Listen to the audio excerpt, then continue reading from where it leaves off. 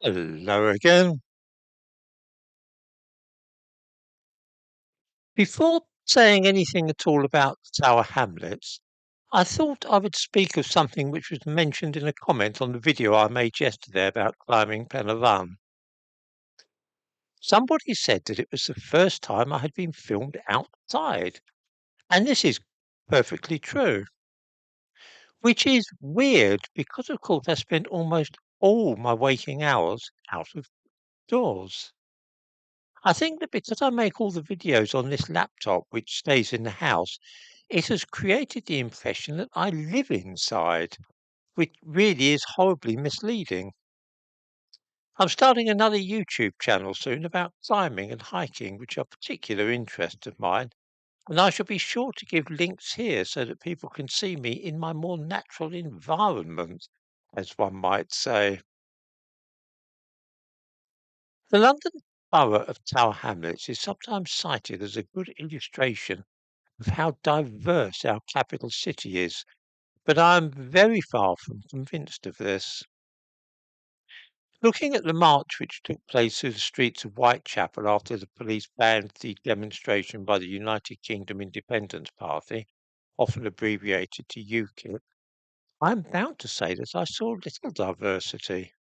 There were no black people, no Chinese people, no Filipinos. Instead, there was a column of Sylheti Muslims, all dressed in black with black masks. Not even any diversity in clothing. The fact is, the Bengalis in that borough do not seek, nor do they want, diversity. They want a homogeneous monocultural society in which everybody is of Bangladeshi heritage, with perhaps a few Pakistanis thrown in for good measure.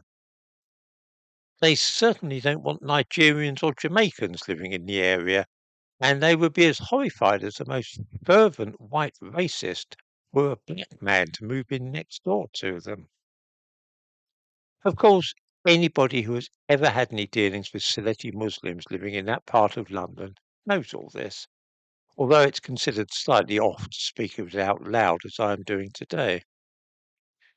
The composition of the local council tells its own story, one which is not difficult to decode. There are 45 councillors in Tower Hamlets, only 5 of whom are white. Of the remaining 40 councillors, all of whom are of Bangladeshi ancestry, 8 are called Ahmed, 5 Chowdhury, and 4 Hussein. This does not sound all that diverse either. Try and picture a council somewhere like Lincolnshire, say, where 8 of the councillors were called Jones, 5 Smith, and 4 of them Brown. The jokes about incest and hints about family connections and corruption would be endemic in such an area. 8 councillors out of 45 called Jones, you'd know at once something odd was going on in one way or another. Because the name is Ahmed, though, rather than Jones, we automatically self-censor, and the idea of making jokes about family connections, either in the sense of incest or corruption, is unlikely. At the very least, though, I think it reasonable to remark upon the lack of diversity displayed and the fact that none of the councillors are black, Chinese, or even Indian.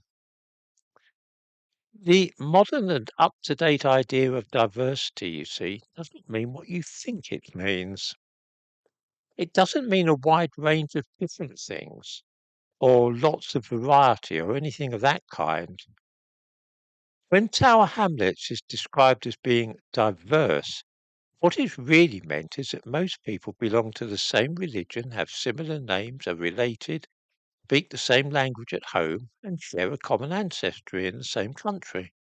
Indeed, the London Borough of Tower Hamlets is a perfect example of the kind of homogeneous society which we used to have in England at one time, and which we are now told was a bad and undesirable thing.